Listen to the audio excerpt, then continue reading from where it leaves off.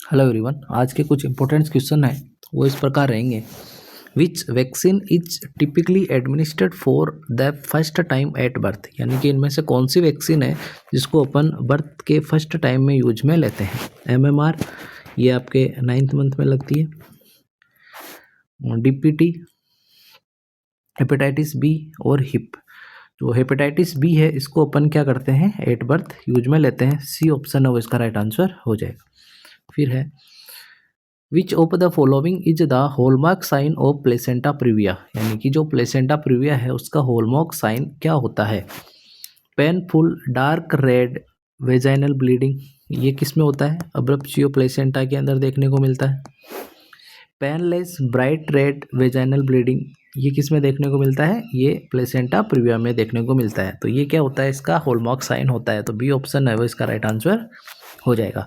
Rigid board like अब्डोमन, ये भी अब्रप्शियो placenta में देखने को मिलता है। और सीवियर लो बैक पेन है, ये भी क्या अब्रप्शियो प्लेसेंटा में देखने को मिलता है।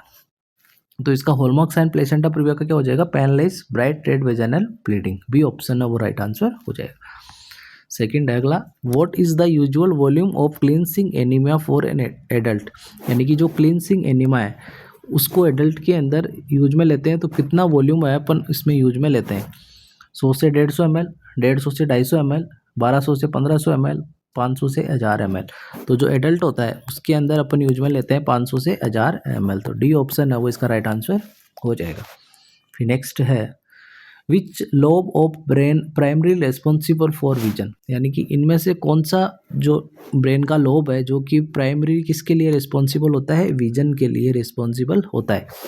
Frontal lobe, parietal lobe, occipital lobe, temporal lobe. तो जो ऑक्सीपिटल जो लोब होता है वो होता है अपने विजन के लिए रिस्पॉन्सिबल होता है। फिर नेक्स्ट है which structure is called as functional unit of lungs, यानी कि लंग्स की फंक्शनल यूनिट है वो कौन सी होती है।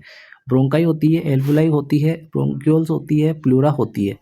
तो लंग्स की जो स्ट्रक्चरल एंड फंक्शनल यूनिट होती है वो होती है एल्वुलाई। तो बी ऑप्शन है वो इसका राइट आंसर हो जाएगा।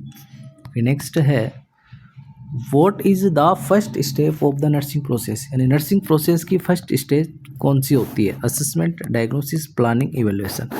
तो जो नर्सिंग प्रोसेस जो होती है उसकी 5 स्टेप होती है, जिसके अंदर सबसे पहला आता है आपका असेसमेंट, फिर आता है नर्सिंग डायग्नोसिस, फिर आता है आपका प्लानिंग, फिर आता है आपका इम्प्लीमेंटेशन और फिर आता है इवेल्युएशन। तो जो फर्स्ट स्टेप होती है वो आपकी होती है असेसमेंट, जिसके अंदर अपन क्या करते हैं, डाटा कलेक्शन करते हैं। सब्जेक्टिव और ऑब्जेक्टिव डाटा है वो अपन इसमें कलेक्शन करते हैं। तो इसका राइट आंसर हो जाएगा असेसमेंट, ए ऑप्शन इसका राइट आंसर हो जाएगा। फिर नेक्स्ट है what is the most suitable position for a patient with शोक, यानी कि शोक के पेशेंट को कौन सी पोजीशन है वो सुटेबल रहेगी। इसमें पोजीशन का क्वेश्चन है। Fowler position, prone position, sitting upright position, Trendelenburg position. तो जो शोक का पेशेंट है उसके अंदर अपन कौन सी पोजीशन देते हैं, टेंडरबर्ग पोजीशन। तो डी ऑप्शन है वो इसका राइट आंसर हो जाएगा। फिर नेक्स्ट है what is the antidote of heparin. अब हिपेरिन के एंटीडोट की बात करते हैं कि हिपेरिन का एंटीडोट क्या होता है। Atropine, protamine sulphate, acetylcysteine, naloxone. तो जो हिपेरिन है उसका जो एंटीडोट होता है वो होता है प्रोटामाइन सल्फेट। बी ऑप्शन है वो इसका राइट आंसर हो जाएगा। एन एसिटाइलसिस्टिन है वो होता है पैरासीटामोल का एंटीडोट होता है।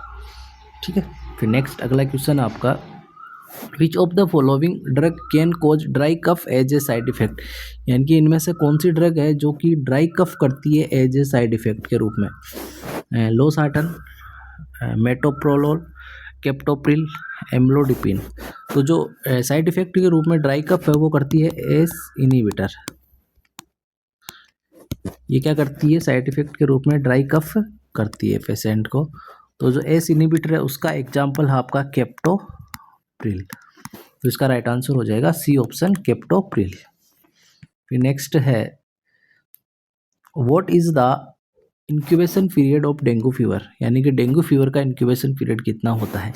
1 से 3 दिन, 3 से 7 दिन, 5 से 10 दिन और 7 से 14 दिन। तो जो डेंगू फीवर है उसका इंक्यूबेशन पीरियड होता है 3 to 7 डेज। बी ऑप्शन है वो इसका राइट आंसर हो जाएगा। नेक्स्ट अगला क्वेश्चन है Meniere's disease is characterized by. जो मेनियर्स डिजीज होती है वो कौन कौन किस किस से करेक्टराइज होती है?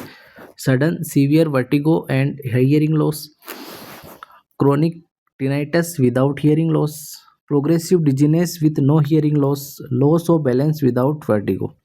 तो जो टिनाइटिस होता है, जो मेनियर्स डिजीज होती है, उसके अंदर क्या देखने को मिलता है? एक तो टिनाइटस, एक सेंसिरोन्यूरल हियरिंग लॉस और वर्टिगो, और इसमें देखने को मिलते हैं मेनियर्स डिजीज के अंदर।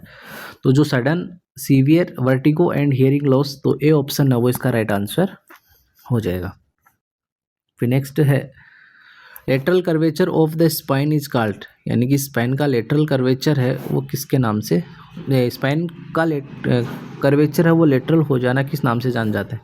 Kyphosis, lordosis, scoliosis, pectus excavatum. तो जो लेटरल कर्वेचर ऑफ स्पाइन है उसको अपन स्कोलियोसिस के नाम से जानते हैं। तो सी ऑप्शन है वो इसका राइट आंसर हो जाएगा। ये थे आज के कुछ इंपॉर्टेंट क्वेश्चन। ऐसे ही क्वेश्चंस के लिए बने रहना अपने चैनल को सब्सक्राइब नहीं किया तो जरूर शेयर करना, अपने दोस्तों के साथ जरूर शेयर करना। Thank you.